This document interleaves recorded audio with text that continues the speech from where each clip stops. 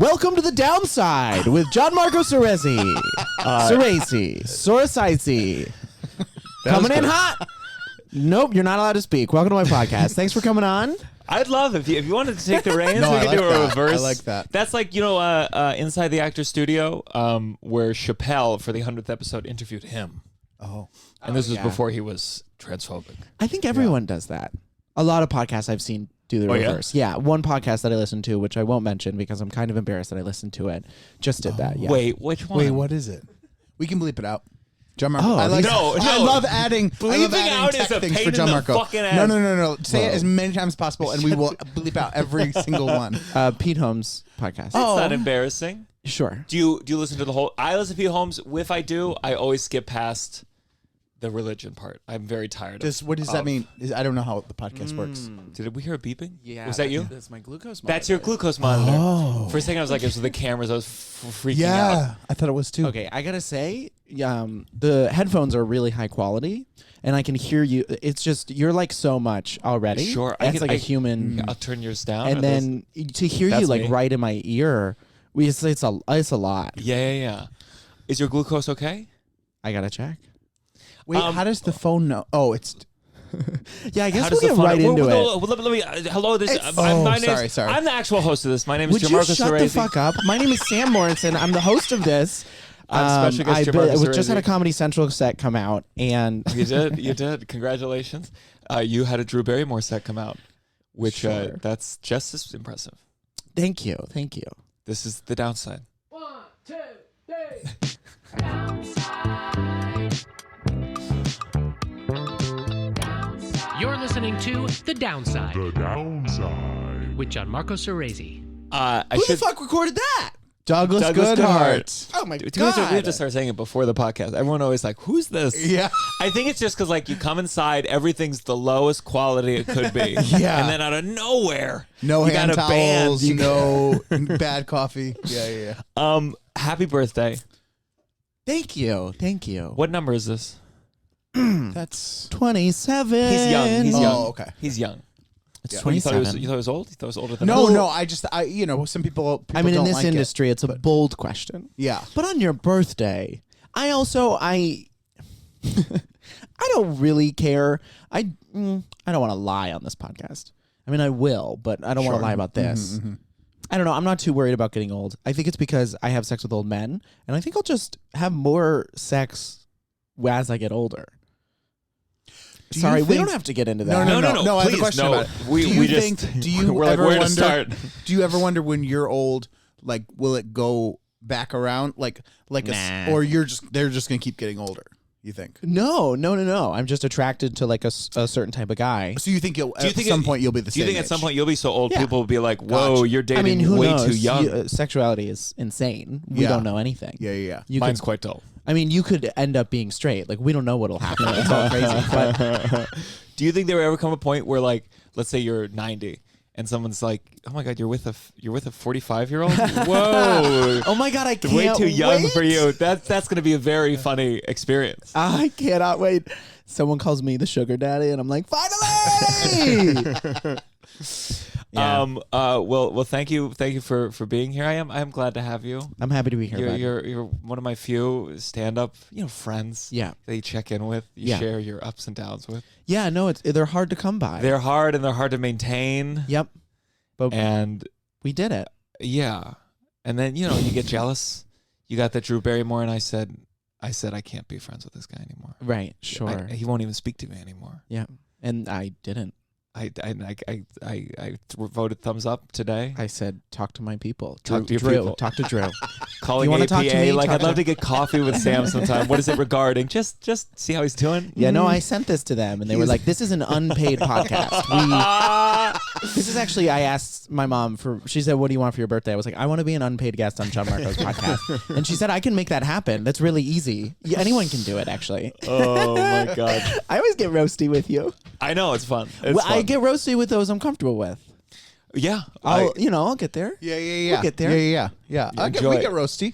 we get roasted. Oh, we he's get a roasty. dick. We get toasty. We get. Russell will go for the. Russell really? No, No, what's Russell the has meanest a- thing I've ever said to you? The meanest thing. So I think I said it once. I filmed a sketch series. This was like before I was doing stand-up, and Russell was on the shoot day. And the last shoot day was on my birthday. And Russell said to our friends, he said, Gianmarco spent his birthday just like he wanted, trying to be famous. Something about like that's how I spent that's what I want to do. Hey, I did shows on my birthday. I didn't really do anything for my birthday. I got a massage and a facial with my mom. Nice. And then I did barbershop at night. It was a fun show. So massage, were you lying next to your mom? Or like different rooms? I was like on top. On top. Yeah. Just stacked up. Yeah. It was really uncomfortable. I actually ended up more stressed out. No, of course we were in different rooms. What kind of question is that? Well, if you're doing a couples massage. Yeah, no, we didn't get the couples massage. But I'm saying like a couples massage isn't inherently, you're not like fucking during it. You just happen to be in the room. You can talk. I fuck old men, not my mom. You got it mixed up. Sure. It was a good massage? Unbelievable. Have you gotten one? Yeah. We talked about one where they clipped your toenails while you were in the massage. Yeah. No more context. No, I was doing couples massage with my wife, and they all of a sudden we just start hearing clipping, and I look down and what do you mean you just start hearing? Well, I felt you it too. Feel that, but it was jarring. You know, sometimes you're like so like loosened into it, and you're like almost verge of. It's between sleep and between relaxation, and so I was in that place, and then it was so I didn't recognize that she was doing it before the sound took me out of it first, and she just said too long. She just said too long, and just cut my toenails, and then went right back into massaging. Which is fair. But, you know. I don't even know how to get into that. I mean, I have so many questions. Yeah. Why did she have toenail clippers? You know, that is a really good question. I don't know. Maybe this is something that place did. I also had a friend that she left. She went to a store, bought them. It was so bad. Yeah. Mid-session, she's like, I'm getting cut up. I look like I just picked up a cat. Here's what I didn't like. It was right near my old place where I lived in Astoria. What I didn't like is that it was the rooms. It was in Astoria. Yeah, the rooms weren't separated by walls. They were curtains. It was just toenails, and it was like that's why she wanted the toenails, like hospital bed curtains. Yeah, and my friend, after we went there, he gave us a gift certificate to go there, and then he told me that he was offered a happy ending there another time.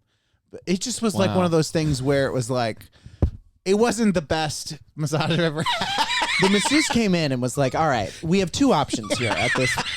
We can either give him a hand job or cut their nails. Toenails. And this is a cut the toenails kind of guy. I think because my wife was there, they were like, well, it's not going to be the hand job. Sure. We're going to just cut the toenails. That's their policy there. I don't know. I don't. Your wife, you were in the same room. Yeah, it was a couple. So you're alone. Your mom's in a different room. But you're doing it at the same time. No toenails or hand job. Yeah. It was so non-Astoria. Would you have accepted a hand job? No. Just because your mom, or just in general? Matter of principle? It was a woman. I'm actually gay. By the way. I also think that if a parent being there, you probably wouldn't, you know. If I was in a different room from my mother, anything's on the table. Nah, I don't like you. I don't like the way you said it. Would you get a happy hand job next to your mom? If it was I don't like your shirt. I don't like your personality. I don't like your comedy. If it was a man, would you get a happy ending? Oh, sure, but like, I guess only if it was like a gay, like, you know how there are like gay spas and saunas that are like just orgies. Sure. I don't know if you guys know that, but yeah, there are like gay saunas, and it's if there was like one of those, I would. But if it was an establishment that seemed legitimate, I don't think I would. Yeah, and I don't think a masseuse. I don't want the masseuse to feel any pressure to have to give me a hand job. Right.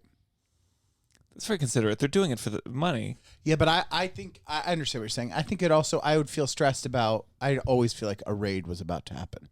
Mm-hmm. You know, like it would always feel like I was the That's what happened to the Do you know what I mean? Patriots. Like, I think they take one look at me and be like, that guy wants a hand job at the end of his thing, that loser. No, they take one look at you and they say he needs his toes clipped. Can you imagine how embarrassing they rated? Everyone's busted for a hand job, and you have to go in court and say, I was getting my toenails they were cutting clipped. my toenails. No, but you lie. You're like, no, I was getting a hand job. I was getting a hand job. They're like, we have video surveillance. The woman's like, no, I swear to God. He's like, no, I get it. I got it. So you got a facial, massage. Were you doing anything at night for your birthday? You doing anything? I just did shows. You did shows. Yeah, I didn't want to have a whole birthday. I knew it was going to be difficult. For the set, did you say it's my birthday? Nope. Good. Nope.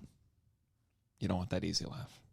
You don't want to lube it up. I didn't want to make a thing of it. My birthday. Yeah. I just, I knew it was going to be difficult. It was the first one without Jonathan, and so I just wanted to kind of play it easy, get through it. And honestly, I had a great night. I went out for drinks afterwards with friends. I had a good set. I got a new joke to work. Oh, very nice. But then I'm, excited about. So that's kind of as good as it gets. Were you able to have any desserts because of the diabetes? Oh no, yeah. That transition. Pretty good. Pretty good. Let me before we get to it. We had a seamless transition with the glucose monitor. He was like, "We're gonna race by that." No. And then 5 minutes later, I'm gonna have a completely introduce. This is the downside. This is a place where we celebrate negativity. We let people complain, kvetch, all that shit. And if you enjoy the show, I was at a show in DC, and there were a lot of people who listen to the podcast, but not subscribe to the Patreon. Yeah. And I don't understand because I get it because it's free. You see. Yes. Well, so if you do dig it, go to it's patreon.com/downside. You get 2 bonus episodes a month, someday 4, 2 bonus episodes a month, a video of those episodes, extra little goodies along the way, early episodes, ad-free episodes. Check it out, patreon.com/downside. I just want to say I was in DC. Yeah. And it was normally I go for the weekend, and by the way, this episode's coming out I think this is the first of the new year, so just in mind. Good. We're not recording this right after Thanksgiving.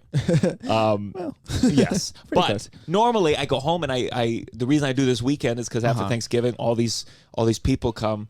It's all right. All these friends from my middle school and high school come, but this was like totally the first year where when I reached out to all of them, I was like, "Hey, you going home for Thanksgiving?" And they're like, "We have our own home now." Oh, and I was like, "Do your parents want to come?" They're like, "Yeah, our parents are coming to our home in Connecticut. Okay, we can't get a babysitter." And I was like, "I'll babysit. I can cancel the gig." And it was just like, definitely, when I go home and see those people, is everything okay? Yeah, sorry. No, it's fine. But when I go home, I really get you guys. The majority of my classmates have husbands or wives. Yeah. Have kids, are about to have their second kid, and all of them. And like in New York, it's like 1 or 2 friends that they met their partner super early, so maybe that's why. But when you go home, it's just everyone is following along this very specific trajectory. Yes, I don't like that part of 27. You are in a person with responsibilities. Obviously, not in our career. Yes, but for most people, sure, people start. Also, it's weird not being at the apex of your physical ability. It's weird that NFL players are considered old. Yes. At my age. Yes. Yeah. And I'm like, you're not considered old as a comedian until you're 7,000 years old. Yeah. And have done 8 million road gigs and 15 years of being pooped on at a basement of a comedy club. Yeah. But our bodies start falling apart now. That's why it's hard for me to actually connect to sports in a real way, because I'm like, what is these people are children, and they're useless. How old is LeBron almost James? Immediately, they're useless. LeBron James so is quickly. My age, he's like 34. No, really? Yeah, something like that. But isn't that wild? But isn't that wild? They all seem older than you because you're like, oh, they're adults. They're playing. But LeBron should be like a 50-year-old who's built this for years. He's like 34. He has too much power too to be just 34. Yeah. I know 34 is something, but he is kind of the president. Yeah, look up how old he is. But one thing that happened, LeBron James, his age is currently 36. Oh, well. So here's one thing that happened. I did want to say a downside about this show. So someone comes up to me after the show, and I went to school with them. We weren't friends or anything, but she's come to these shows the last couple of years, and she says, "Hey, do you want shrooms?" Yeah. This is at my merch table, and Tova always wants me to do shrooms. Yeah. And it's okay. I've always been on the fence about doing shrooms. Yeah. But so she's offering it. I'm getting cash from people, so I'm feeling a little loose with money, and I was like, "How much are they?" And she's like, $60 total for 2 eighths. Wait, this is a friend of yours. Someone I know from school. Okay.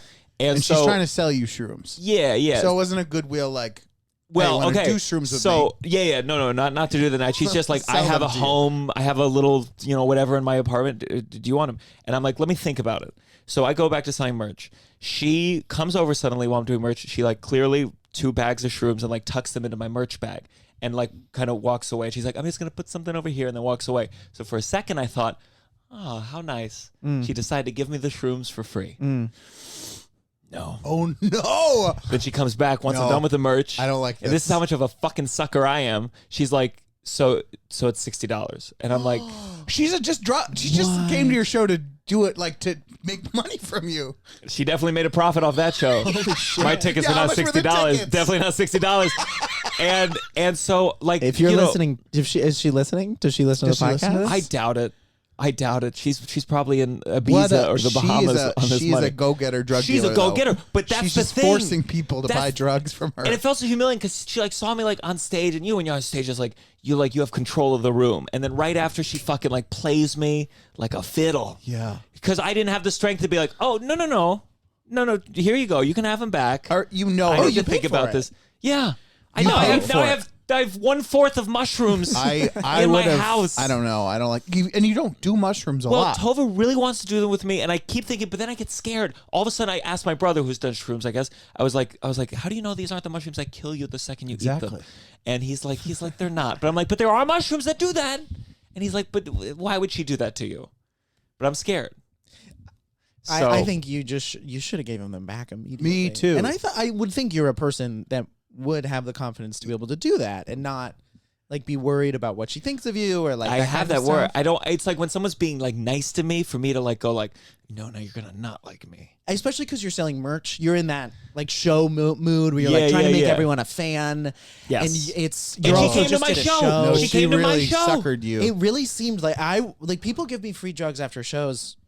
I don't want to say all the time. Yeah, all the time. Yeah, but quite often. Also, I mean, even if it's like how you're paid for a spot, but also like fans are like, do you want to go smoke a blunt after the show? Almost as like a tip. I think that happens quite often. I'd rather also 2 bags implies that it was $30 and she wanted you to just have 2 bags. Here's where I fucked up. When she told me like, do you want shrooms? I was like, oh, my girlfri's always wanted me to do shrooms with her. And she's like, double. Boom, double. Wow. Double the order I'm going to make him take. Man, oh man. So subscribe to the Patreon. Yes, please. It goes directly to my drug habit. You guys, you need to subscribe to the Patreon. He doesn't have hand towels. I know. He just has the big towels that he used to wipe his hairy asshole. Yeah. And then I have to use that as a hand towel. And then I asked him why, and he said, well, I have a joke about it. About not having any hand towels. And then I have a joke about Tova having hand towels. I'll get it. I got a lot of things to do. I'm growing up. Sam did what? You're LeBron James's age. You're grown up. Get an NBA title. When I was thinking of the podcast idea, Sam did my first test episode for Theater Kid. Oh my god, I forgot about my original. that. I think I'm going to put it on. I think I'm going to put it on the Patreon. Oh no. It was a good episode. It was. What did we talk about? We talked about your speech and debate. Oh yeah. You used to do speech and debate, and you really did not want to give me a video of you doing speech and debate. Oh yeah. I will. Oh good. Yeah. Honestly, I don't have it. It was on my old computer, and I don't have that video anymore. Yes. I know it sounds like I'm lying. But it was very interesting because he was one of those where like his introduction into theater and performing was that speech and debate, and you watch some of it and it's like it's borderline acting class, or there were like scenes. Yeah. I mean, there were no acting coaches. No one told you it was acting, but it was acting. Like, what was one of the like duets you did? What did you call them? Duos. We called them duo. My freshman year, we did Frankenstein. What you're supposed to do is you're supposed to take a whole script, turn it down into like 10 minutes using the actual script, but like we weren't good at it, so we kind of cheated and we just like kind of summarized and threw in some of our own lines. We also like, I don't know, we weren't doing the work that you're supposed to. Yeah. Anyway, we made it down into 10 minutes, and you just act out the whole play in 10 minutes without looking at each other or touching each other, which is like a theater. It sounds like a weird intro to acting theater thing that you would do. It feels though like theater for straight people. I know not for you, but like it feels like a like version of theater that's like a little bit like less or a little bit more like academic? It's really funny because you can't look at each other. It sounds like a straight guy was like, I want attention, but I don't want to look. I don't want to have any emotions while I'm looking in someone's eyes. I don't want to touch one of these gay dudes. I just want the spotlight. Yeah. Were you good? I mean, I was above average, but for how hard I tried. I mean, I got some big trophies, but to be honest, like 1 through 7th place got big trophies. Wow. I wish I had one trophy from shooting in a camp. Oh. Yeah. Sorry. I killed the most kids. Yeah, it sounds like that. But that was it. Like, I didn't have a thing that gave me trophies. Yeah. And I was jealous of my soccer friend. He had trophies. You had trophies all in your house? Oh, I had huge trophies. Did your mom build a shelf? Like a trophy shelf? Where did you put them? No, that's something my mom would do. Very coddled as a child. But no, we threw them all out. You did? Yeah, we were trying to sell the house and that was the first thing. And we never sold the house and we still have the house and I guess we could have kept the trophies, Pam. Wow, Pam. What the fuck, Pam? What was the best what do you call it? Edit Speech that and out debate? for me? Dear God. What the fuck, Pam? Welcome to the downside. It's called speech and debate. Speech and debate, baby. Speech and debate. Yeah. And there's a league. There's a national league. You know what it's called? What? The National Forensics League, which abbreviates to NFL. Hey! Isn't that ironic? Was that a joke that everyone made back then? No, actually. I just thought of it now. Wow. Really? What was the best thing you did for it? Like anything you were proud of? Anything you look back and you're like, I did good in that? I really was actually, Kenise Mobley, has she done this? Yes, she was like our 4th episode or something. Yeah, so we wrote a script together and it was called Speech and Debate. It's based off of Speech and Debate. Our experience in Speech and Debate is that we both took it way too seriously. And kids got way too competitive. And we did. And it became our whole lives. And it was it taught us how to be like type A competitive artists instead of like artists that make art for what you're passionate about. Sure, but it also gave you I think it's good. Good to be that artist. I know plenty of artists who... Are you getting defensive? No, because I want to defend you for being a type A. Oh, sure. You figure out the art later. You sell it first, figure it out later. That's my strategy. I guess it was sort of like the businessy side. Yeah. Not businessy, but you know what I mean, where like you're really focused on trophies. That's what Speech and Debate tells you, is focus on winning. Like, and you have coaches. Our school didn't have coaches, but there are other like bigger schools, sometimes private, sometimes public, that had like coaches, and the coaches would teach the students just how to get into first place. But like, it was very... What's the goal? I guess I still don't understand. And we talked about this on when we did the podcast. Like, what is it a cool theatrical piece? Is it a perfect representation of the play? What is it? Where does the debate part come in? Great questions, guys. I'd say it's mostly just to finally give straight men a spotlight. Yeah, that's great. Okay. Yeah. I should go back and do this. I would have had a lot more success. They do have it in college. Is there? There is in college. But then there are after. Actually scholarships for speech and debate. For speech and debate. And I think you can get like a full ride. There was a kid from my high school. He got it for debate. So there's speech and debate. Do people go on to be lawyers? Like what is the... Did you ever see the debate thing? Because the debate kids I remember... They were all. I took Latin, and I was the dumbest. But the smart ones did debate. And here's how the debate would sound like this: like they would move boxes of papers all the time, and then the debate would be like, they would talk as fast as they could, like auctioneers. Yes, exactly. Right. That's what I mean about like they're trying to win rather than they're trying to. Because what they're doing is they're just trying to literally say as many contentions as possible, so that the other person has to cover all of those contentions. And if they run out of time without covering all of them, you win that contention. What kind of questions were they debating? Anything like heavy, like abortion, or? It depends on the topic. God, I remember more about this than probably because I just wrote the script, so I kind of had to go back to it in my mind. Was that part fun? Do you remember any debates where you like defended something you cared about? I didn't debate. You just did. I did oratory and duo. So it was more. It was like I wrote like a speech and I performed that, and then I did like a duo and I performed that. Wow. Do you have any footage that we can put into this episode? It'd be fun. Again, I don't. How is that possible? I'll have pictures. How is that possible? You're acting like I have every time I was on a stage. I have it on DVD, VHS, MP4. He's like, I have my SNL retrospective edited and ready to go. No, I did mock trial. And yeah. but it was like, what was funny about that is that the kids who were like maybe a little smarter, maybe a little more are lawyers now, they were like the lawyers. And then kids who were like me, I was just a witness. So it was like my part was just like pretty memorized, and like you'd have to go, and then you know. What was the crime? Wow, I don't remember anything about it. Did you act it well? Like, did you? Well, I had like it's a mock trial. Like you go and like you're cross-examined by the defense who you're going against. You're like Kyle you're a Rittenhouse's witness for friend the or prosecution. something. So you're like, I don't want to say something that'll hurt the case. Sure. You know, so I had to do improv in those things. And you know how good I am in improv. Russell is very bad at improv.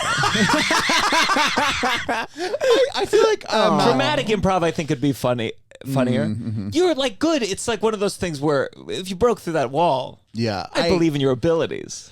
Well, so I think if you had a couple hours to prepare, you'd be great at improv. I just remember though, it was a lot of like practices where there was nothing for the witnesses to do. We would just sit there and be like, and the lawyers had to go all sorts of things. You know, it was a lot more work for them. It is funny where they're like, these kids are trained to be lawyers, and you're training to witness a crime. So sorry. I am fascinated with the diabetes. Yeah, because I just feel so rich. It's can you tell me when it happened recently? Can I check my blood sugar? Yeah, you absolutely can. I think that's a good way to start it. Yeah, sure. I have to do this.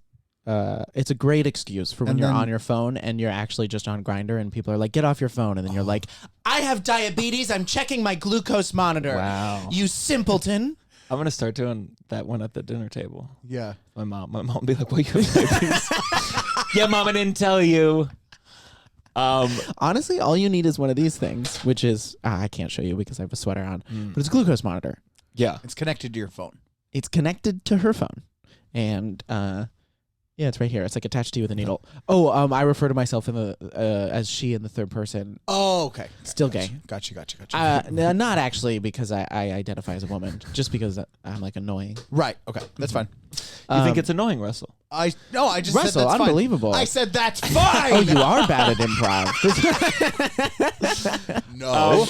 And so you could I have like extra ones of these. I've thought about this. I tried to make it into a joke. It didn't work. But like you could take one of these and just put it on you and go home to Thanksgiving with your mom and be like, sorry, I'm checking my blood sugar. I have diabetes. Show her a glucose monitor attached to you. I could attach one to you. I could see kids like doing that in schools and it becoming like a problem. Oh, where they my have God. To, That's so true. I love it. Make it a TikTok trend. So when did you find this out? How long ago? July, like 16th, 17th. I was in the hospital like July 16th, 17th. I wasn't like diagnosed until later because I had to do like tests, but I knew. Is this diabetes 2? Part one. Part 1.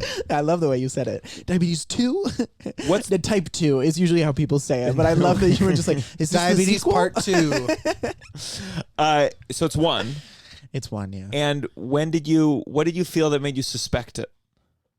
The symptoms are you pee a lot, you dry mouth. I had like a weird taste in my mouth. I was fatigued all the time.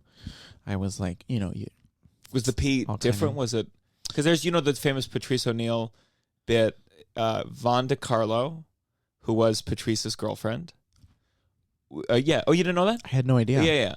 And Patrice had a bit. He found out he had diabetes because he was peeing on her, and she said, "Baby, your pee tastes like birthday cake," and that's how he found out. God, yes. We gotta have on the podcast. That is the best diabetes joke I've ever heard. Yeah. Wow. So that's how. I'm just processing so much right now. Yeah. Also, he pees on. She gets. I think it's funny because you have some pee bits too. Yeah, that's true. Sam really like you have a peeing. Is it you peeing on someone or someone peeing on you? Someone peeing on me. Someone peeing on you, and it's like. But I'm coming out right now. He boldly goes up there. Doesn't matter. There could be kids in the front row. He doesn't give a fuck. Yeah, and he'll make it work. But you see it. It's one of those bits where I'm like, when are we doing shows with kids in the audience? LOL. Oh well, who gives a fuck about LOL? LOL. Oh, do you know that that they moved out of LOL? They moved to the gay bar. They left that space. So they went to the gay bar, which looks like LOL, but it says XOXO. I don't even want to. And then it just has a screen playing Lil Nas X all day. Wait. And that makes it a gay bar.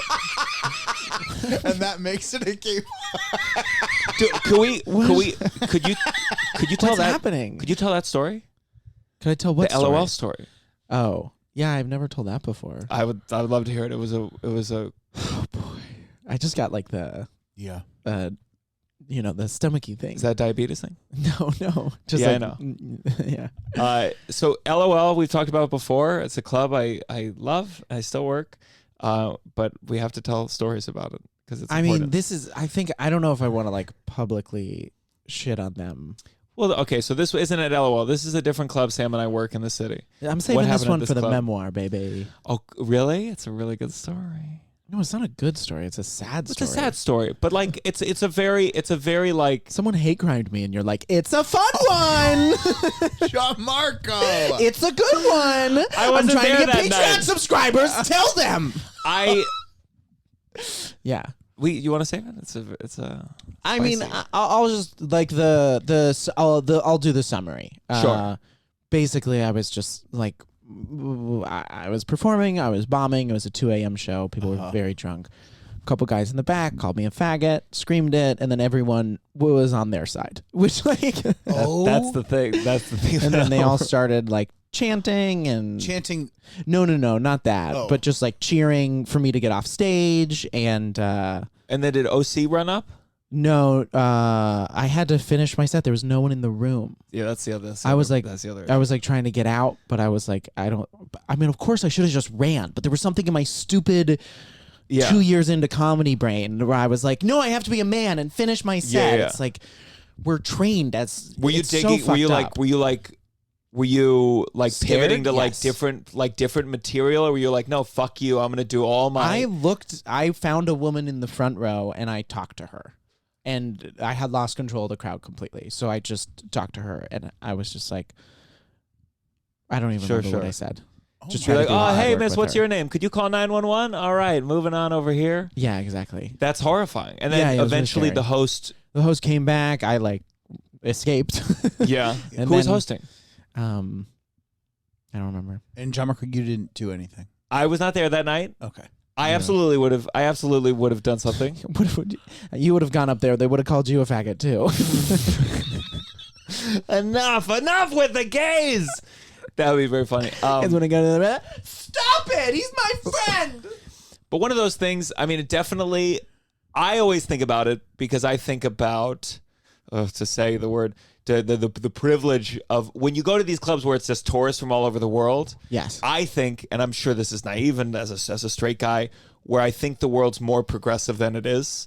And then you go to these where people are from all over the world and you're like, no, homophobia is the standard. Yes. Here. Yes. And in many parts of the world. And I think about that in terms of the clubs you might tour and all the kind of stuff where there's certain spaces where I have a joke about the musical theater camp where a guy sucks my dick.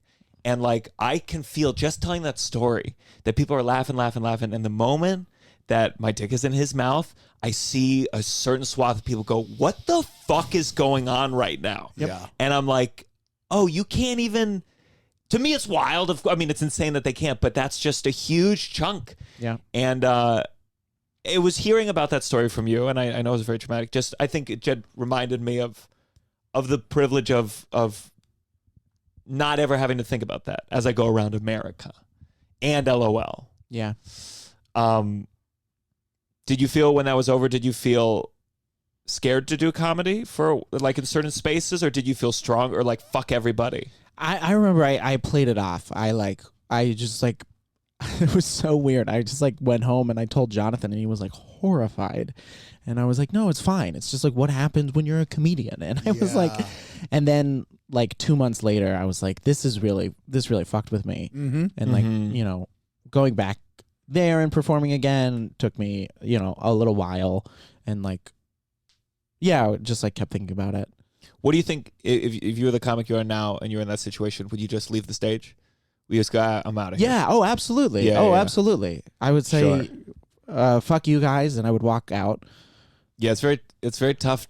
once you get up there, you know those rules in your head just establish themselves. You're like, well, I can't just leave. Yeah, eventually and it's you like, well, realize, yeah, you like, can. Because were you getting paid? Probably not. Probably not. No. And I the wasn't. bouncer is out there hitting on a lady. Yeah. Kendall. I mean, I don't know. Oh, no. The bouncer, he was just hitting on. The only time I ever saw him really take action was if someone wasn't paying their bill.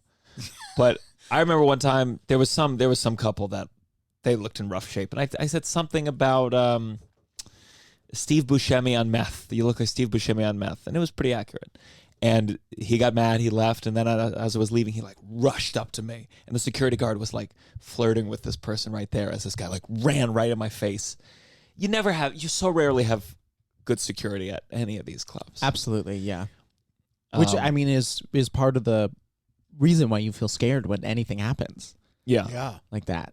Because you know that like the club is not a real club, and you're just performing in a room in Times Square. Yeah. And there's no one coming to help. Yeah, and there's a lot of people. If anyone were to, I always think if there's ever like a fire or something, at least in this space, it's so crowded. It would be tough to get out if everyone was trying to leave. There was a fight that broke out there once, where the security guard did like someone's mom went on stage, and I forget who said it was. Casey Aurora got it all on film.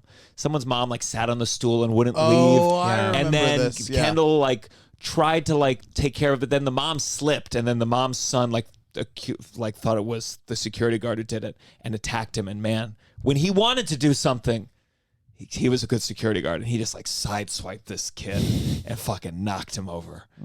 And yeah, it was fun to watch. Well, thank you for sharing that. Yeah, of course. This is the downside. Let's take a commercial break, and we're back. Someday we're gonna have our own ads. So back to diabetes. Back to the beaties. This is the thread, because like diabetes, it's always there. Always. So incurable, baby. So you're peeing. You're feeling exhausted. Yeah. And one day you just like, okay, this is going. No, I had a regular checkup scheduled with my doctor. I honestly I thought it was grief, so I didn't like think twice about it. Of course. And then I checked in with my doctor, and she was like, "I'm going to test for diabetes, but you don't have diabetes.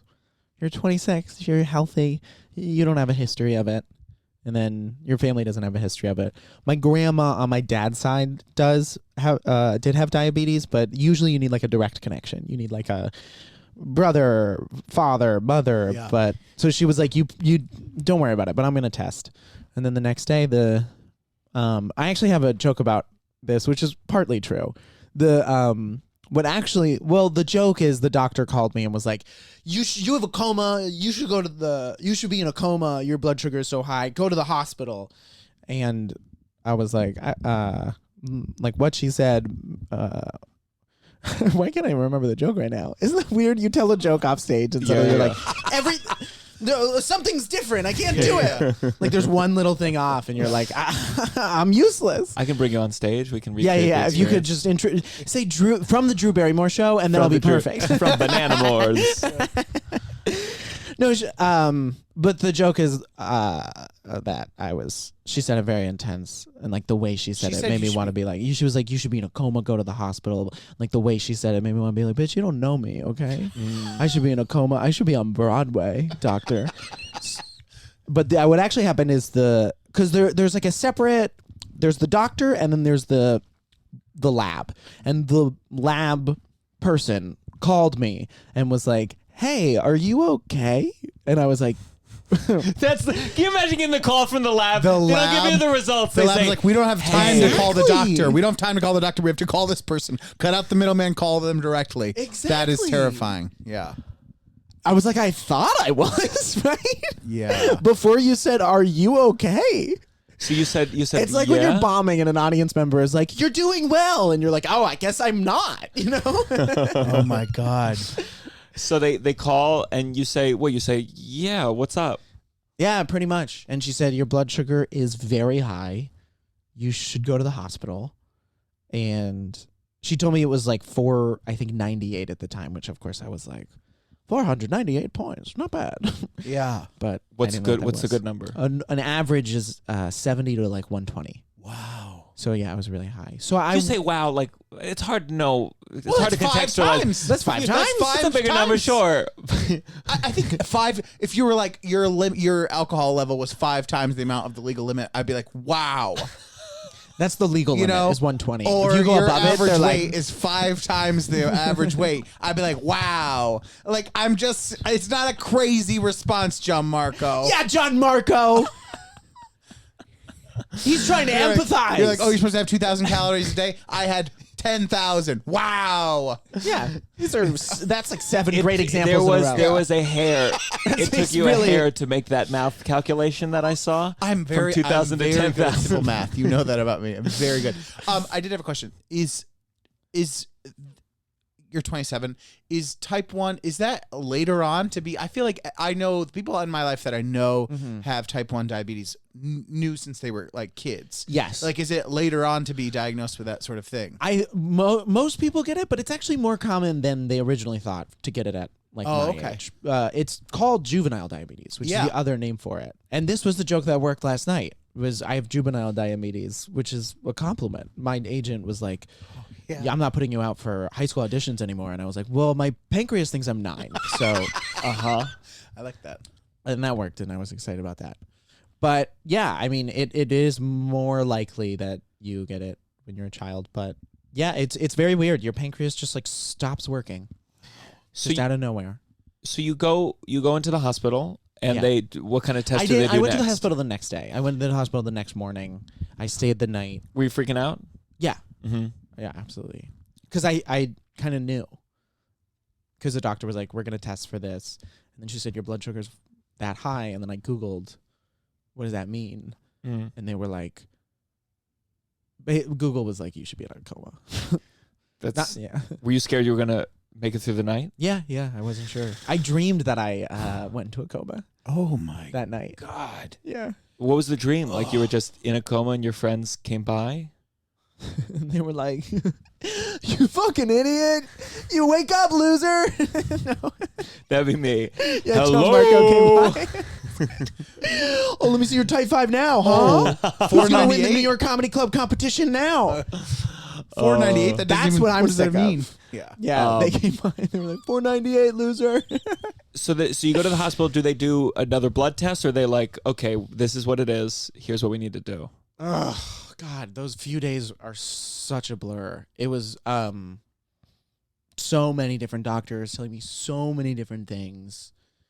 What was the primary fear? Was it fuck, I'm not gonna get to eat in an enjoyable way anymore, or was it I'm gonna die young? What was the primary fear as you're figuring all this out? Both. Yeah. I mean, that was the question that like everyone was avoiding, which is like, what's the life expectancy? Like, what does this mean for like long term? And what is it ultimately? It's complicated. I think the good news is if you can control your blood sugar, you can postpone the effects and potentially eliminate them if you can keep your blood sugar in a normal range.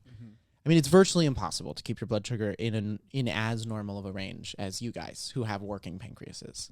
So, and like right now my A1C, which is like you guys don't know what I mean, but my A1C was like 7.3, 7.4.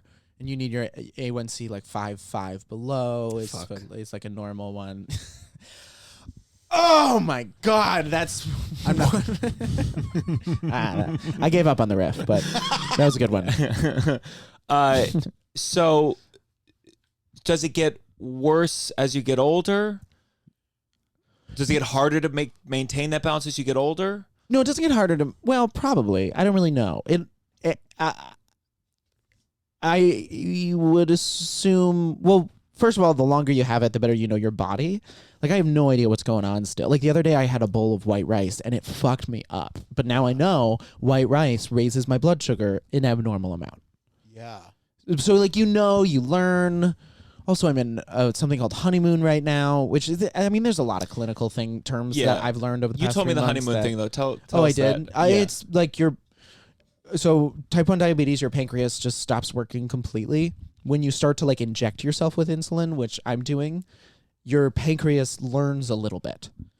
And so you are in this weird phase for like, I don't really know how long, but I guess it could be like anywhere from a couple months to like maybe even a year or longer, where your pancreas is creating a little bit of insulin infrequently, inconsistently. And so everything that you do, you're like basically like you're not getting good data in this period. Like everything's going to change probably by next year. Like how everything affects me. That's what the honeymoon phase is. But you said, I think when we had lunch, you said there was some possible medication that would extend the honeymoon period. There was something you were looking at? I was going to be a part of a clinical trial that attempted to do that. And you guys know what a clinical trial is? Yes. I don't know. You're both so dumb. So a clinical trial is... Do you decide not to do it? Nope. They postponed it, but I have a feeling they're going to cancel it. And I don't know if the study is going to resume in time for me because I'm in honeymoon still. But something came out in the New York Times literally yesterday that I don't want to get my hopes up, but there was a guy who was like cured of diabetes, but it was one guy, and of course, like all the way at the bottom of the article, and yeah, of course, Jeff Bezos figured out. At the bottom of the article, they're like, and we're going to need to do this extended over time for the next 5 years to figure out if it's safe, and then extend that to this many more people, and then within 300 years, we'll be able to cure type 1 diabetes. And it's like, fuck these sensationalist headlines, because I read that and like, I'm freaking out. Yeah, I feel like it would be, because I'm sure there's updates on diabetes. I'm sure there's diabetes studies done all over the world, and there's all sorts of things. So many. Like, do you feel most part of them of are you type 2? I see. Yeah. Is there any part of you that like you need to detach from like Googling about and getting your hopes up and getting your hopes down? Yeah. I mean, well, I like, you know me, I'm a very intense person. When I first got diagnosed, I was like, I'm going to learn everything and I'm going to cure this thing myself. Yeah. But I just try to learn as much as I can because it is a disease where you manage it yourself.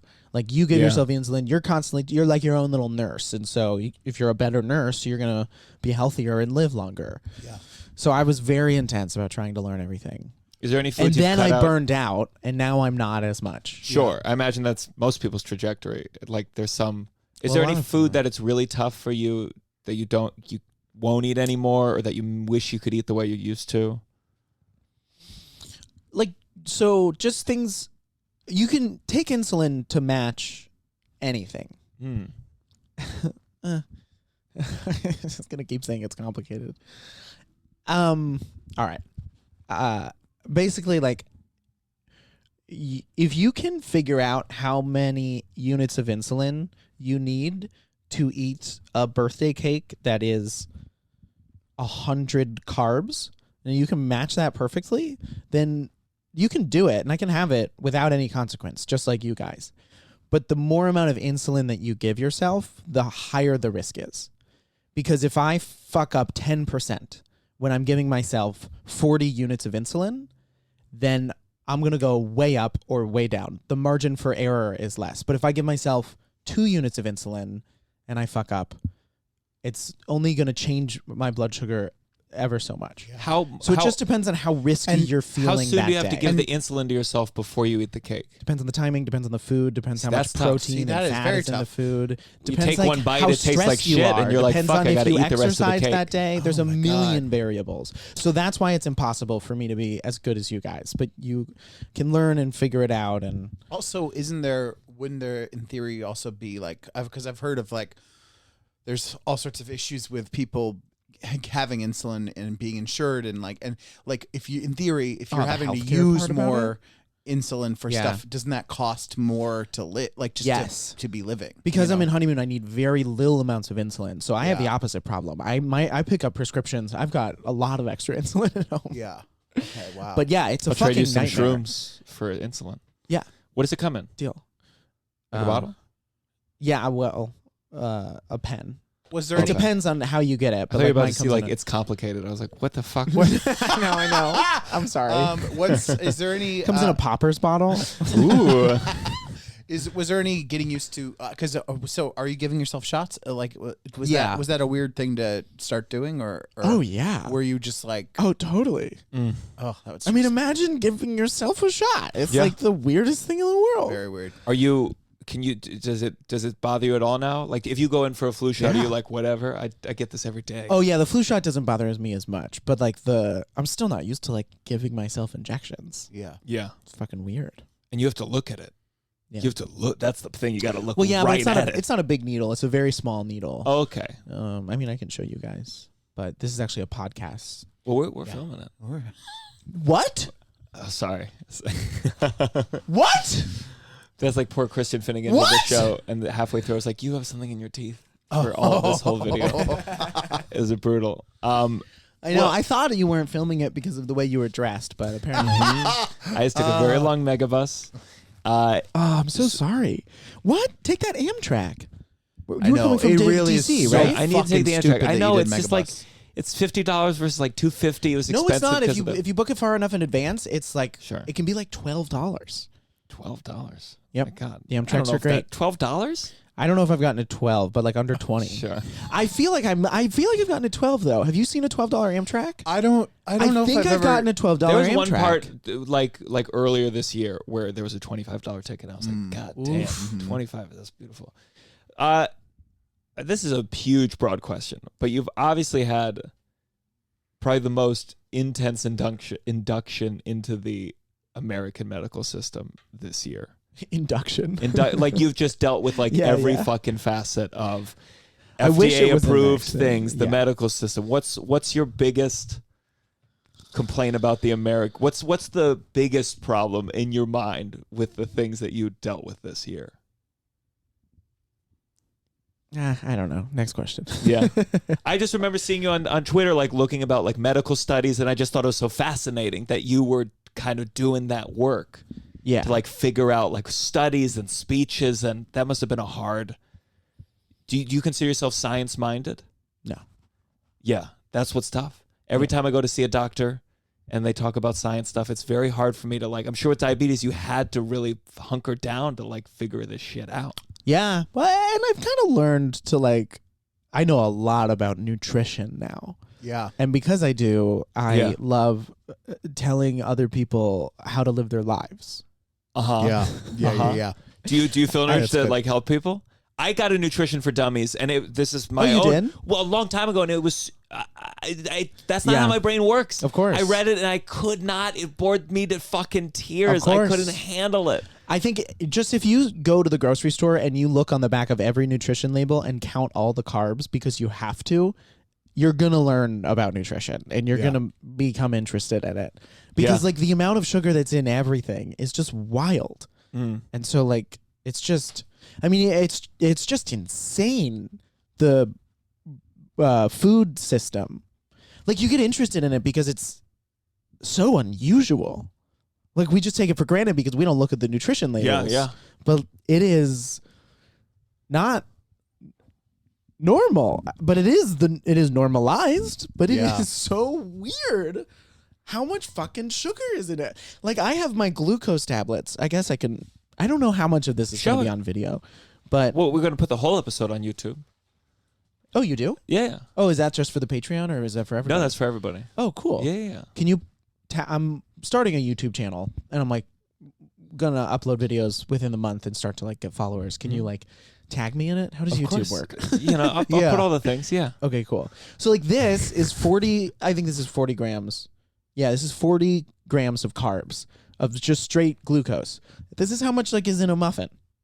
This is as compact as sugar gets.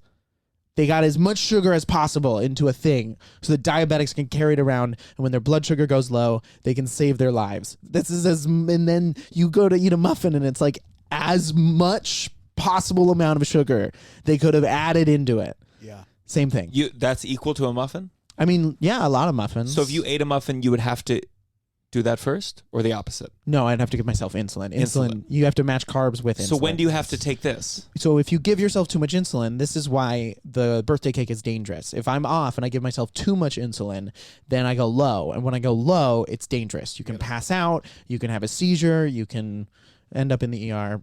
And, etc. Die, yada yada. Yeah. Well, God, I hope I don't get diabetes. This sounds like a fucking nightmare. Well, it's good material though. Yeah. It is. Yeah. Got Are some there any material other out of it. comics with like a lot of diabetes other than Patrice? I don't know. Yeah. So there's a couple. Yeah, there's a couple. Sure. James Hamilton, Lindsay Lucido, and then on the West Coast, Amy Silverberg. I love that. There's one Australian. Yeah. Just got diabetes. The jokes are still rough. He's not. Give him a couple years. Yeah, but most people have type 2, and I hate. Is type 2? I hate type 2s. Put it on the record. See, I was gonna ask you about is there like a weird thing because you're like my body just did this against me and there's a type 2 like is there any sort of There's like a stigma with type 2. We don't get along. Stigma with type 2. They're just different diseases, and everyone just says diabetes, but they're just such different. And 95% of people have type 2, so almost everyone has type 2. Yeah. Mm-hmm. But type 1 is your pancreas stops working. Type 2 is your pancreas works fine. It's just the rest of your body is like, nah. Yeah. We don't accept the insulin. When you get type 2 diabetes, can you? Also, Can I you just get need to out of say it? this. I realize this as I'm saying this on a podcast. I know it sounds like I know what I'm talking about because I know Sure. more than the average person. I don't know still anything. not new. Google it. It's very Yes. new for you. Yeah. It's totally new We for haven't me. entered the Joe Rogan phase of this podcast yet, where we just spout off our theories. Oh, yeah. This about is medicine. not scientific This we're still data. asking people do your own research, but like not your own. Yeah. Listen to the doctor. Listen to the Listen doctor. to a doctor. Anyone else? I but me. got my booster. Me too. Didn't feel anything. Oh, me too. I didn't feel anything. I had a breakthrough case. Though, I got and it, that like- felt bad. I know. That was ugly. I know. Sorry. Yeah, that's fine. You got the booster? I got it like 3 months ago. You know why? Diabetes. Diabetes. That's privilege, baby. That's that diabetes privilege. What's up, baby girl? Listen, I'm more than happy to give that to you. You can have that privilege. The privilege of diabetes. When you walked Thank in, you see like really old people and then young people, and you're like, diabetes? 1 or 2? 2? Fuck you. Yeah. With that, let's go to our next segment. This has got to stop. This has got to stop. Did you have a This has got to stop? This has got to stop. Mixing up type 1 and type 2? No. Did you read? You didn't read the email? No, I did read the email. I was going to do something diabetes related, but we covered it. Oh, you okay, did. Great. Well, you had another one along the way. I think it was about. Was it about comedy competitions? Oh, sure. Yeah, comedy competitions. I mean, This has I'm doing gotta one stop. tomorrow, so I'm I don't know doing if it this is the tomorrow with political you. move. I'm doing it with you too. Yeah, This will I don't come out like after the winner has been crowned. I don't. I think everyone. I don't. Well, you. I don't like. Look. I understand comedy competitions at a certain level in your career. Like Yeah. when you're trying to figure out how to write jokes, a booker of a comedy club wants to see how many. If you can have a certain laughs per minute, they want to see consistency. They want to see Sure. jokes. But at this point in our careers, not that we're above anything, but I just don't think that. Like I am not writing for comedy competitions. And I am not writing to get past at clubs. I am trying to, I'm doing something. But what's funny is you and I could both complain about that, but we both have. We're both punchy enough people that like we can do the competitions. Oh, totally. Some comics, that's to do a tight 5 is a brutal sentence. They're not gonna. That's not where they thrive. Absolutely. But Yeah. we've talked about on this pod where we did the Laughing Devil that I won, and Sam went 8th, I think, on the lineup, and they decided to drop checks. I forgot about that. Oh God. During his, Yeah. it was in Gotham in the basement space, Yeah. and they did checks during his That spot is for a competition, so and like, shitty. I mean, it's not even it's beyond shitty. It's just like, well, then you shouldn't put a contender there. That's insane. Yeah. That's insane. Do you remember who won? I did. I know. I just think it is weird because you're like, why make it into? Thank you. Is that what people want? Do audiences want that competition? Things? It feels sometimes like it's- people like competition. Like I didn't win New York's Funniest, and I was quite upset. But I think Did you have a good set and think you should have won, or I did have a strong. I had a strong set. It was probably a little like frantic. I was the last one, and I think the Yes. audience was a little tired. Yes. So like part of me was like, Of I'm gonna course. punch and punch and punch and Of punch. course. And it's all about timing? It's all randomized. I mean, I just Yeah. did one of those college conferences, and that is all about timing. Because you did APCA. You did APCA, which I did. This is it's like there's NACA and there's APCA, Yeah. which is more like localized, more regional. Yeah, exactly. And it's in the morning. It's a little small. It's what like much time was it? smaller. Oh yeah, the showcase is like it's like at 11 a.m. 11 a.m. showcase. And you're doing it for college kids. And you go after a poet, and they're like these showcases are like 2 hours, and so it's all But that's how kind of all comedy competitions are. It's just expanded and on steroids, so it's more obvious. But it's all about who gets the good spot. I did it. The guy who like cleaned up, he does impressions. And so like at the end, on the screen it just showed all the impressions that he does, and then you kind of wait by your agent's stand so people can come up and ask questions. And what this guy was doing is like, I'll go on your Instagram story and I'll be The Rock or I'll be Shrek and I'll be like, hey, that's my impression of Shrek and The Rock. Shrek and The Rock. And The Rock combined. I do dual. That's ones. The Rock if he was voice acting for Shrek. One more time. Let's hear it. 3, 2, 1. Hey, I'm Shrek. I'm going to rock bottom you, donkey. Now I'm hard.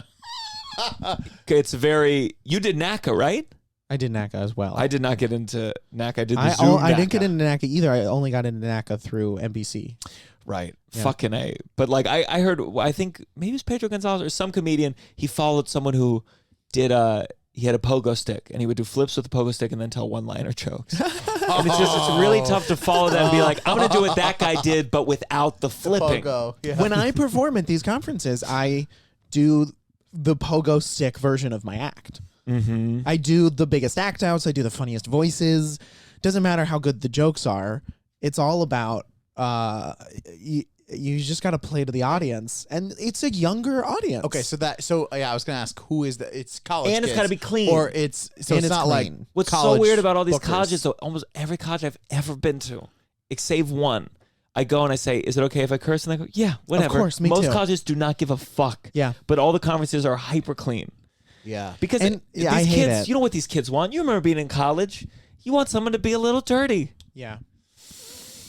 But you've done well in the college circuit. I've done what? Well. Yeah, I've done well. And you and Ashley, we've had Ashley on. You guys do go out together sometimes. Yeah, we did one APCO where we both had good sets, and we were like, well, we're just going to compete because we're both gay, so we'll just do a duo, and then we booked a lot that way. Yeah, it is kind of interesting just doing these shows where it's like we have one gay guy and one gay girl. You'll get everything you want. Yeah. What do you think of competitions? I I mean, you've done well in them, so Yeah, I'm you interested. seem like I had one competition year I guy. made a lot of money, like when I wasn't making money in stand-up, where like Yeah. I won Mohegan Sun, and that got me, the feature weekend, and I remember when I was doing stand-up NBC, and you went to do Mohegan Sun, and I was like, you are an idiot. yeah. Why Yeah. would you do that? But that was one of those where like I bought a suit before the finals, and the suit like was $1,000, like a first nice suit, and I was like, I have to win. I need this. Wait, money why now. did you buy the suit for the thing? No, I just had to buy for something. I just needed a suit. Okay. But it was just like it gave me that motivation of like, I have to win this. I think competitions can be good for like it forces someone like me to like make an order, finally come up with a rundown, beginning to end, crush. But of course they're bullshit. Sometimes it's based on the audience. If you go first, go fuck yourself. You're not winning that. You go first or second, you're not winning that. You do it with a check spot, you're not winning that. I don't care what anybody says. It's not happening. So I don't know. I feel good about it because I won a couple of them, but I ultimately think like it's a lazy version of trying to figure out how to pass people at the club. I mean, ultimately there's too many comedians. So when you have too many comedians, all your systems of passing and working people are going to be fucked up. Yeah. And I only like them because I do think it can be a rare opportunity that if you're like a really strong comic, this can be a rare place where you can enter at the bottom level and break through and have people see you in the finals. So I do think if you're like a really strong, tight comic, it can help the cream rise. Everything should be make the cream rise to the top. That should be all the goals of all these things. Right. But if you're a comedy club, if you're a competition comedian, like I think a lot of comedians that we both love never would have done well at any competition. Of course. But I would also argue that a lot of comedians I do love, like part of being a good comedian is structure, and like maybe you don't like doing a 5-minute set. But you can. And you can with force that as yourself to well. work hard. And like Yeah. I hate that shit. But you have to force yourself sometimes. Yeah, I agree. I think you should be able to figure it out. But then again, it's like if that's your forte and that's what you're doing every night is like a 5-minute punchy, clean, late night style set versus, like a Drew Michael, it's not gonna. Drew's course. not gonna win the competition, even no matter how many, Sure. unless he prepares for like months. But that's not gonna happen Sure. for a competition. And there's people who can do a tight 5 minutes and like if they couldn't do an hour to save their life, like they don't know how to like flow and talk but that's the game. Yeah. I do like that at least New York Comedy Club is not making it a bringer. It's comedians that I don't know how they find the comedians, but like I don't know how they got my name. Sure. I mean, I've done shows there, of course, and I know a lot of the people there. To be fair, I mean, and this I do not think this is too egotistical to say. You and I are both should be any club in the city who should be grateful to have you. And I'll take me out of the equation, just say you. But we know we've been both of us. How do I pretend to be humble? How do I play this off in like a way that's like? But we know this. We're real comics, and so the reason you're in it is because you should be at the club already. Not that I don't know how I got. I was trying to compliment this. I know I'm shitting on competitions, but at least this isn't. This is way above that. Gotta bleep that one out. No, I know. But to be fair, like even with that, it's the reason I was able to work there because I've got the 5 minutes in front of them, and then I worked there. And you I was to go ready. there? Yeah, I don't think you did that one, but you probably were on the list. I don't. All right. Listen, that's fine. Whatever. We'll No, we know, but we know everything's fucked up, and sometimes you're on the good side of it, and sometimes you're on the bad side of it. There's no club that someone can complain about that I can legitimately be like, you're wrong. Every club has fucked some people hard. And I just wish more of them would fuck me in the good way. Fuck me, daddy. Let's go to our final segment. You better count your blessings. You better count your blessings. This podcast is such shit. And then as soon as these beautiful, perfectly crafted musical transitions come in. I think maybe I need to make like less good versions. Me singing it. Like to the you better count. That feels more like in line. Russell, do you have a blessing? You go first. Oh fuck. No, I want to hear yours. Go first. I always go first. I had a really cheesy my one. Blessing, and I want to hear yours before I choose mine. I had a corny one. What is it? It's gross, but I'm very thankful for our friendship, and that is gross. It is gross, but it's like it's very tough in stand up, and I know like there's plenty of ways that I have not been as generous with my time or just like make time. It's very hard to make time as a stand-up comedian. And there's one of the things with comedians, at least we like understand that part of it. Yes. Which doesn't mean you can sometimes you do have to be like, well, I can't excuse everything because my stand-up is tough. But I think especially when the part that we are and have been. Mm-hmm. I think as you start to have more success and like you don't have to do 17 open mics a night. You have more responsibility as a human in every aspect of your life. Absolutely. And it's also tough with stand-up. I remember hearing about this probably on Pete Holmes, where there is a thing of like you're friends and then you succeed more and then maybe you start being on the road more. It's just like one of these things, like if your career goes according to plan, you become even further apart. Yeah. We're not going to be headlining the same place, but it's I want to be headlining the places you are. But I remember, I feel like we first met doing shows at Jekyll and Hyde. No way, really? Oh my God, I feel like that's restaurant. the first time we met. I just remember like getting to know you in that upstairs space. I don't know if it's still there. I remember the night before your Caroline's headlining set, and you were a mess. Was I? Yeah. Well, I was we like 6 months into comedy. You had like 17 notepads. I mean, it was later replaced by a MacBook Pro that you would open on subways. And you were like running bits by me frantically, and we didn't really know each other. And I was like, we have the same energy. We do. We're very much checkers. We like to get feedback. I meant sociopaths who will do anything to be famous, but also that.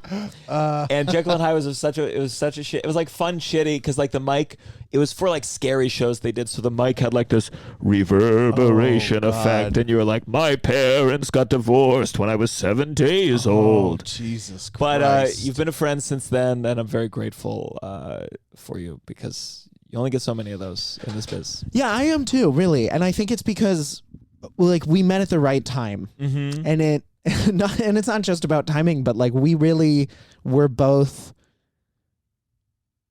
I don't know. It's like you just in this industry, you just like there are such. I think we've talked about this before. Like, who's your class? Yeah. Neither of us have a class. Yeah. But I think we were in, and we still aren't in the same rooms. Yeah. Largely, but we were just, I don't know, immediately we were both like, wow, we care about this so much. And we are trying so hard. And we just, I think, just immediately connected on that. And I think it's that initial connection. And then it's just, it's just, I don't know. And it's just been natural. It has not been something where like we need to hang out every day. And honestly, you need that or it's not going to last. Yeah. Because if you're, we've both, I'm sure, tried to be friends with people. Of course. Because we're both lonely. This is such a lonely thing to do. You try so hard to be friends with people. You're like, I'm going to get drinks with them and I'm going to get coffee with them and I'm going to try to go to their shows. Or I'll tell you that having the podcast, there were some people who once they were a guest, I was like, oh, maybe we'll be able to be like friendly now. Absolutely. And then I see them and I'm like, oh, fuck. It's just, it's the I same know. as before. Yeah. It's hard. And I'm like, I don't, we talked about everything. And, I know. And you just can't change it, man. Yep. It's really hard. And also we were able to like, I think talk shit is the right thing. Yes. Immediately we were able to talk shit and that's so important. Yeah. I think that's important for any relationship. Yeah, you're definitely the more positively. I remember I remember just being in a CVS with you, and I was talking mad shit about someone. We could talk about it after this, but you were like, they might be here. You're the more cautious of the two shit talkers, which is good. I need someone to be able to rein me. You can be a little loud when you're sometimes doing it. I like. You're like, wait till we walk 3 paces from the club before you. Yeah. Or like, don't actively shit on a competition we're both doing tomorrow in your podcast. Something like that. But when I am in private, I feel like I'm the meaner one. Really? I mean, what do you think? I think I can get pretty caustic. Yeah, but I don't know. Yeah. We'll see. See. I'll start taking score. Top that blessing, motherfucker. Okay. No, I don't have it's fine. I have my easy one is, Thanksgiving just happened. And I didn't go home and I'm grateful. My parents I felt no pressure from them to come home or do a thing. They came yesterday and we did it like a nice lunch thing, but it was just nice of like, that's how parents, a good supportive thing of like, oh, yeah, we want to see you, but you don't have to come. Like, and I felt good because I feel bad because I feel sometimes I hear people's stories and I'm like, oh, there's so much pressure to go home. Then you go home and it's awful and you're just sitting alone in rooms like, not wanting to be there. And I don't feel that way. But I was grateful not to have that pressure and that they still came and I got to see them and it was lovely. So that's a great one. Yeah. I felt like you were talking about my family when you discussed that horrible version. No, I watched the movie The Humans, which was a play, and I was thinking about I'm like, oh, that's that's a lot of people's experience. Do you refer to fiction as your friends and people you talk to? Yeah. Yeah, good. I love that one. I love a non-pressure Thanksgiving. Yeah. I can't even imagine what it was so nice. It was so lovely. much. It was just like, oh, we're just going to be here in our own home here in New York. We got to go to a movie. We got to go to a concert. We got to go out to dinner. It was just a nice week. It was a lovely week. I think about it because I don't plan on going home for Christmas. It's going to come out after Christmas, but I don't plan on going home for Christmas. But I know every couple of days I'm like, fuck, am I going to have to go home for Christmas? Because my dad, will lay it on. Yeah. And I was home for Thanksgiving and the stockings were already hung and there's my name on one. And you got it. I'm like, fuck this. Yeah. It's family is so complicated. Oh God. For Thanksgiving this year, I did I won't go into a whole reason why, but I did a lunch with my family and then at night I was free and I went with my best friend, Ashley, and we went bowling. Best Thanksgiving I've ever had. Beautiful. That's lovely. We just went to fucking Chelsea Piers. Had a great night bowling. Just so chill. Ashley Gavin. Yes. I spent my Thanksgiving with this guy here. Yeah. We'll talk about beautiful. Oh yeah, on we the can't talk Patreon. about it. We because we gotta save no one wants to hear about Thanksgiving in January, Russell. This is Patreon content. So is that your blessing, bowling, Ashley? Oh, yeah, I think that should be. Sure. Well, hey, you know what? This year has been horrific, and Ashley has gotten me through. She has been there for me. Yeah, I guess I'm grateful for Ashley Gavin. That's my grateful. Great. Yeah, I mean, I call her crying at least. Yeah. Very often, and she always makes time for me, and she's like so busy, but she's an amazing person, and she's really selfless, and maybe if we tag her in this, she'll share it on her Instagram, which has a lot more followers. Yeah, she's a lot of followers too. So again, thank you for listening to The Downside. This won't be timely, but just remember for next Thanksgiving, I guess for next Thanksgiving, you know, as much fun as you have, whether it's bowling, not spending time with your family, being with your family, it was really it's really built on the back of incalculable suffering and pain, and frankly, a genocide on par and worse than the Holocaust if we're talking numerically. Thanks for coming to The Downside. This has been The Downside with Sam Morrison. Woo! 2, 3. Edit everything else. People sometimes they write